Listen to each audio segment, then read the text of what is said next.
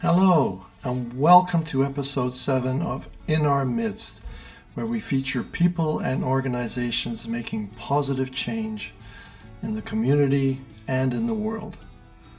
In this episode, I would like to introduce two amazing individuals who are both dedicated to helping the poor and underprivileged in both India and Venezuela.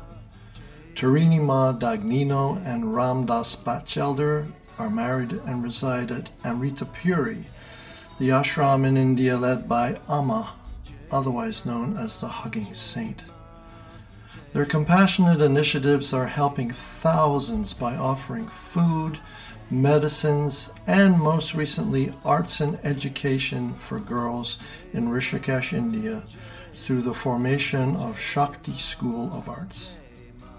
Please join me now as we delve deeper into the work of Tarini Ma, Dagnino, and Batchelder. Hi, Tarini Ma, Ramdas, all the way from Kerala, India. Namaste, everybody. Hey, Phil, so good to see you. So if we could just get right into it here, maybe starting with Tarini Ma, could you please tell us where you were born and grew up, and a little bit about what led you to decide to go to India? So basically, I'm from Venezuela. I grew up in a town called Mérida in western Venezuela in the Andes Mountains, and I lived there until I was 18. And after I was 18, I moved to the States. I lived in Chicago for 3 years, and after that, I came to India in 1999. And I had an inner calling after living in the States and trying to follow the American dream. I went from Venezuela, small town, beautiful, but with less opportunities, and I started traveling the world and realized how beautiful the world was, full of opportunities and things to do. And I thought, let me go to America, studied English. And so after 3 years, even though I did pretty good in my 3 years there and was able to go to school and do different things, I felt pretty empty from inside. So I knew I grew up with a lot of knowledge from Hindu philosophy because my dad had lived in India in the 1960s. And I knew the gurus, the masters from India were holding a special knowledge that could hopefully lead me out of suffering and give me guidance. So I came to India with that hope of finding my guru and finding my path to happiness, and I found it. Nice. So Ramdas, maybe we could get a little bit about your background, where you were born and grew up. Sure. Yeah, I was born in Pittsburgh, Pennsylvania, and grew up in New Jersey. And basically, by my early teens, I was kind of a cynical atheist. And suddenly one night, it was like the entire wall of ego, of ignorance from many lifetimes perhaps, crashed to the ground. And God was revealed. Completely unexpectedly. I didn't believe there was a God. And yet, not in a visible form, but rather as an all-encompassing totality. This was an amazing revelation, and it continued, getting stronger and stronger, and I began to see God everywhere. Everything was a form of God. Was it these experiences then, Ram, that led you to India? I found the real path. And I was like, okay, now I know what I need to do. Yeah, I need to find a guru. I need to be meditating. I need to chant a mantra. I'm waiting to meet my master. So this was, a long. You can read the whole story in this wonderful book, Rising in Love. Wonderful. Uh-huh. Which has 125-star reviews on Amazon. So it's very well loved by many people. If you don't mind, if we could kind of jump a bit forward to more recent times, maybe starting with Tarini Ma. Is it spiritual tours that you started giving in India? Yeah, basically in 2009, I started a business in Venezuela, and it was a business that had to do with India and Venezuela together. I opened a shop of products that I produced in India, designed myself, and sold in Venezuela. And when I wrote Nirvana, which is the name that we gave to our project, it also came with the idea of doing a spiritual tourism, because many people were asking us, since you guys have lived in India for so long and know well ashrams and temples and gurus, why don't you take us along, you know? And it was on the request of so many people that I thought to myself, well, why not? You know, it would be a good way of doing something we love, and at the same time making sufficient money to live in India and to travel with Amma, you know, and just to continue our service. So yeah, that's how Nirvana Tours to India started. And it actually, the first tour that we led was in 2010. And we basically have had very good fun 10 years doing it. And we've had a lot of Spanish customers over the many years. And not only were we leading our own tours meant tours where we would both go, and Ramdas sometimes would teach during the tours. And then I would teach classes about Hindu spirituality and Hindu philosophy and the lives of the saints and the different religions. You know, we go to the Sikh center, we would talk about Sikhism. So these were good classes, and I really enjoyed giving them, both in Spanish and English. So you mentioned that, you know, you started the tour, but you started something else. As we know, the situation in Venezuela became, over many years now, very difficult.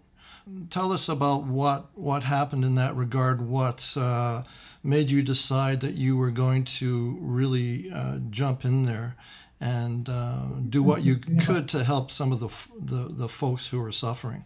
I saw an article on the internet which said that babies were dying by the dozens each month in Venezuela because nobody could afford baby formula. And since nobody could afford it, nobody was making it. And so mothers not having enough education would give their baby pasta water, maybe mixed with a little cornstarch, thinking that was a substitute for mother's milk. So if a mother couldn't breastfeed and they were giving them this kind of totally nutritionless food, you know, within a couple of months the baby would be totally emaciated and on the edge of death, and then they would bring the child to the hospital. And the Venezuelan hospitals also didn't have baby formula. They had nothing to give them because the hospitals are just broke. They have no medicine, even no equipment. So by the next morning, half the time the baby would be dead. And we were just looking at this tragedy, and I felt, this is just wrong. Let's do something about it, you know. So I just put up one post on Facebook, and within a couple of days we had $1,200. And I said, okay, let's just get $1,200 of like protein powder and baby formula and ship it in. And Tarini Ma said, that's not enough. We have to keep this project going. And I realized she was right. We've shipped in now, I think, well over 25 tons of food, baby formula, medicine. We were buying medicine, things that are just not available in Venezuela, and shipping them from India to America with friends who were willing to take a suitcase full of medicine, and then shipping it from wherever they were in America to Miami, and then it gets shipped from Miami to Caracas. So we shipped in tons of food and medicine, and it's really been quite a beautiful project, very successful project, I think. And we have volunteer groups in 3 different Venezuelan cities who would then distribute the food and medicine to the poor. So although things have slowed down now because of the COVID crisis there, and because the government in Venezuela is against groups like ours, especially if there's any kind of American connection, they consider these groups to be basically spies, terrorists. And so there's a threat to arrest members of the group and confiscate your storeroom and accuse them of being traitors and put them in jail. So it means we have to tread very softly and carefully. The work is still continuing, but it's risky. And I gave a 20-minute talk to a group of volunteers. Those volunteers are still there 3 years later. And it was so strong because I said, if we cannot change this situation, but we have chosen to stay in this country, then let us step up and be the change that we want to see. Let us stop complaining for what we don't have, and let us work towards, what we want to have or what we want to become, or let us at least step up and help those who really have less than us. In that regard, talking about, just getting out into the world and doing what we can to help in these deplorable situations, maybe we could jump forward to COVID times now, and if you could maybe tell the incredible story about you two being separated, and for you, Tarini, to look kind of beyond that and to see the real need around you. Could you please tell the story about how Feeding Rishikesh came about? Yeah, I mean, basically, I was doing one of the tours, and I hear India's lockdown was absolutely unplanned, and it came upon us suddenly. It was like we are traveling, and the lockdown started on March 23rd. On March 17th, it's like there is gonna be a lockdown, And so I was not meant to be in Rishikesh, but I knew that if I had to take shelters, Rishikesh would be a safe place to be. I was woken up one morning by some photographer who wrote me on Instagram saying that, I see your page, you like travels, I'm here, I have no job, I can shoot something for you. And I was like, well, I don't think it's the time to be advertising tourism, but what have you been doing? And he says, I've been filming a woman who has been distributing food. And I looked at a video that he sent me, and I said, this is wonderful. But when I looked at this video, these people are in the other side of the river Ganga. So like basically the Rishikesh was closed by districts. So you couldn't walk to one place to the other. So I cannot go there to help because I'm in a separate district.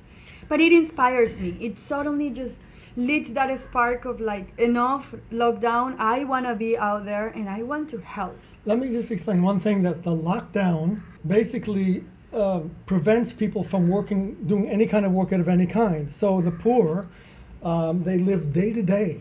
And so when you deprive them of their daily work, they no longer can feed their kids. They no longer can feed themselves. So the lockdown especially for the poor, was just a devastating blow. And so suddenly many people were going hungry, and they were desperate to find just a meal. So she was, inspired suddenly. Look at the poor that are suffering. Well, it's interesting in that human journey. Like for a month, you're just kind of like, oh, what does this mean for me and for the world to be in a lockdown? But suddenly I was like, but what's going on out there? And I started looking after a month. And then I met Barun Juneja, which is this Indian man from the Punjab who had a vision and had a prayer to Mother Ganga, as we call it, the holy river Ganges, which we believe is an incarnation of the Divine Mother. And he had this prayer that let no one go hungry. And so he, on the very first day of the lockdown, arranged for meals to be cooked, and he used to go in the scooter and feed people, because as Ramdas is saying, the streets were absolutely wiped out. And anyone who's seen a movie about India or come to India knows that the streets are always full of people selling stuff, and like suddenly all of that is empty, no one can go out, and people were basically suffering, starving, they had nothing to eat.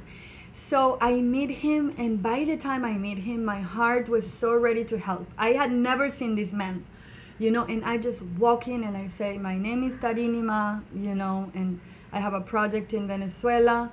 I'm married to Ramdas, and we want to fundraise to help the people of Rishikesh. Please welcome us to your project. And he smiled and he said, welcome. And then we partnered, and we've been together ever since. It's been over 15 months, and the help didn't stop.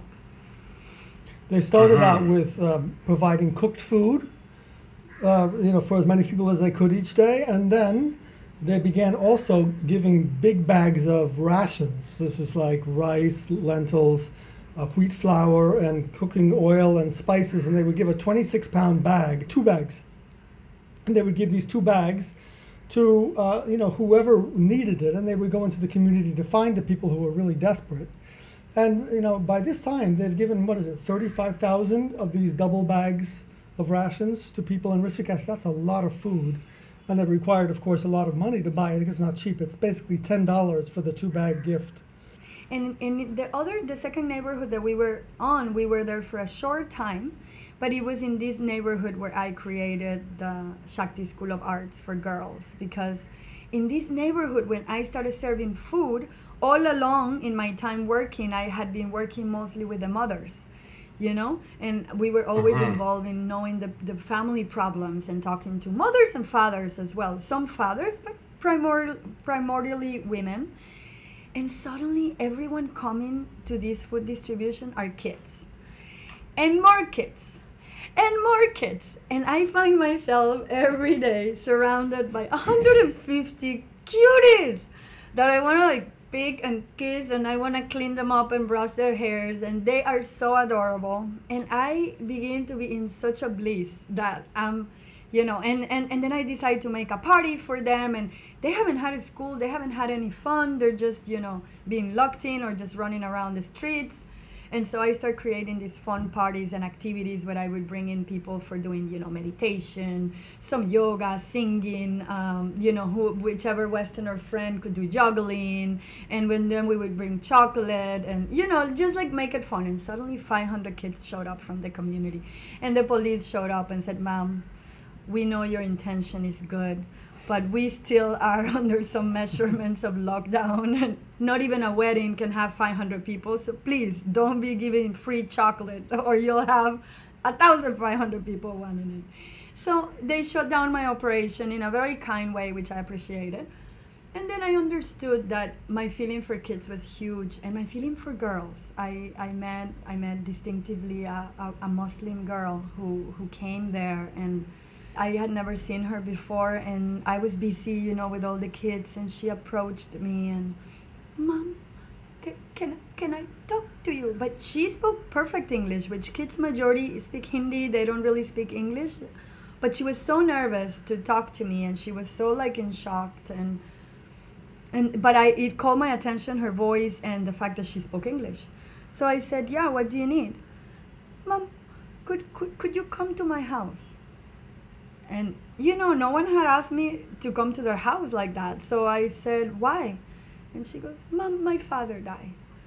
You know, and that is a painful thing all over the world when one's father dies. But in India, it's a big deal. It's wow. It can mean day and night. My mom cannot go out of the house for at least 6 months. And he was the only person who was bringing money to the family. So basically he died in June, this is September, we are broke. But when she says my dad died, I go into this shock, and I said, "Yes, let me finish with all the kids, and at the end I will walk with you to your house." So I went, and it was a fantastic Muslim family, which is rare in Rishikesh, for majority of people are Hindus. And it was meeting the two sisters of this little girl, which were brilliant artists, English teachers, absolutely like smart, had studied always in English, were like amazing, 20 and 21 years old. And I was just like introduced to my future translators and the people who would actually support me in the school. So I was like so surprised, because one of the girls said, "We don't want free food. We want a job, ma'am. We want a job.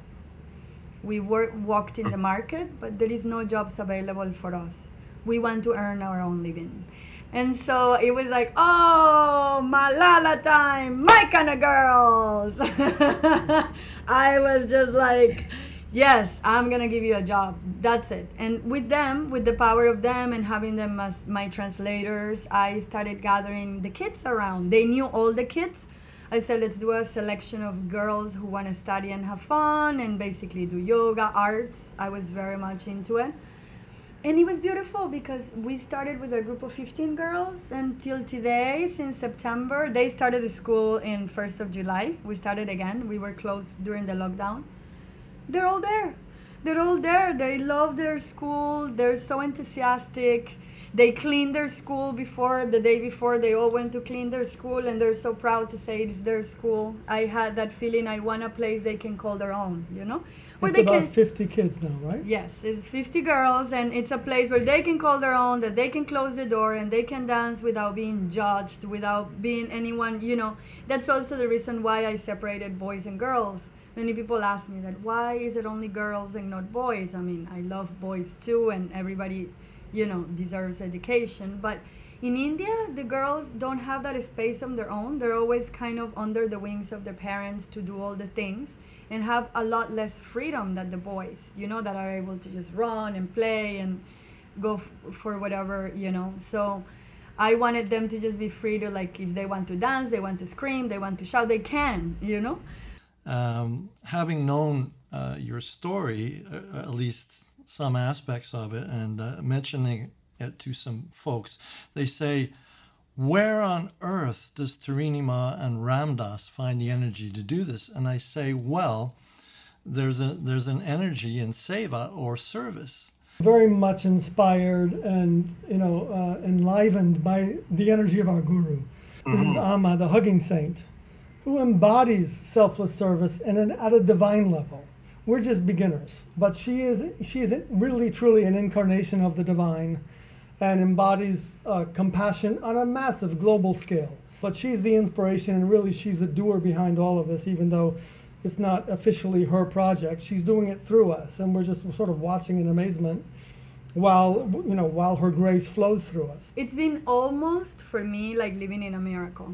If I can define to you what a miracle would be like, for me, is our projects. Because we never thought we would be doing any of this. You know, we've been living in Amma's ashram for many years, doing jobs at the ashram. And of course, Amma's main teaching is compassion and service and love, and always service and giving, you know. And as Ramdas says, she's the perfect example of that, you know.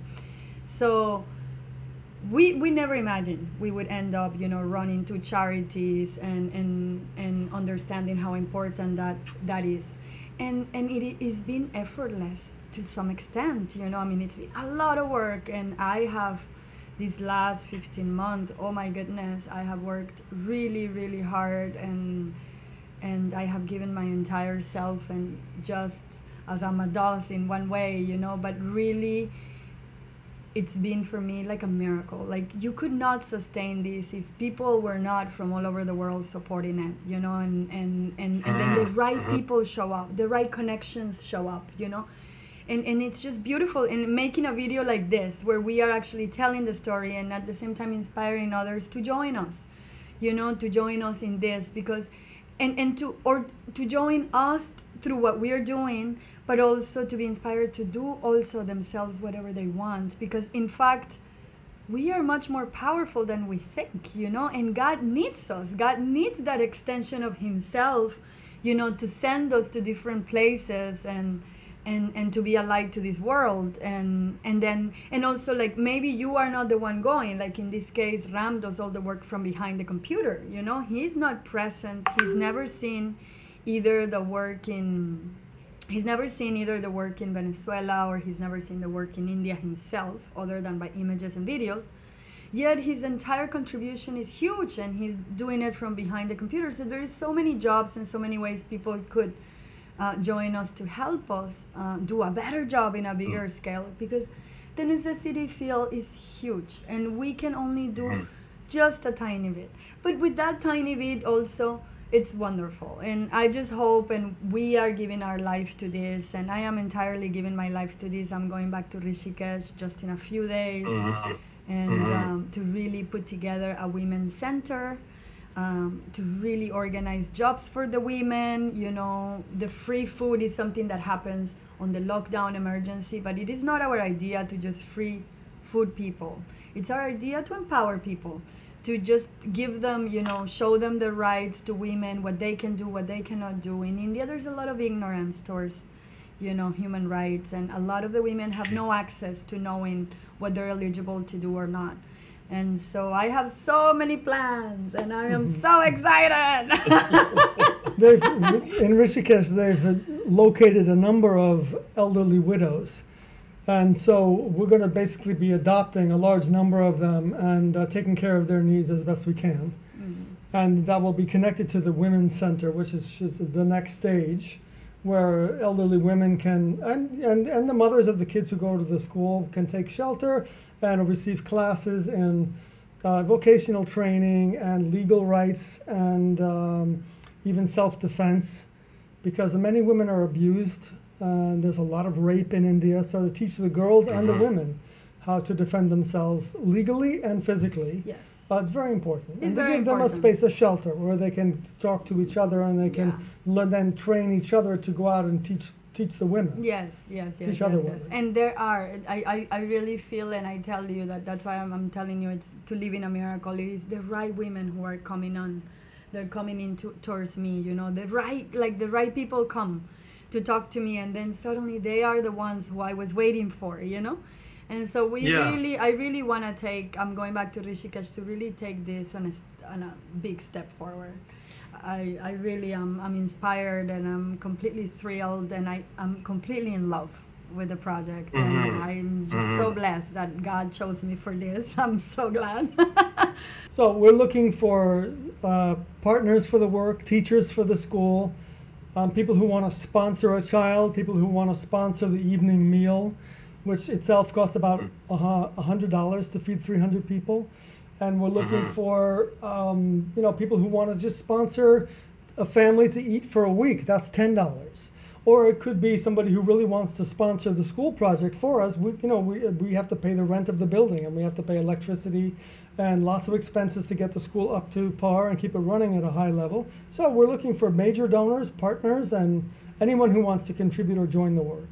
Well, you're both so inspiring in the work that you are doing, and I'd like to thank you so much for all the work that you're doing, and we'll do our bit over here, whatever that may be, in order to help as best we can. So thank you both so much for joining us in our midst, and all the best. Thank you, Phil. Thank you for having us. This is wonderful. Thanks for inviting us. A pleasure to talk with you. Tarini Ma.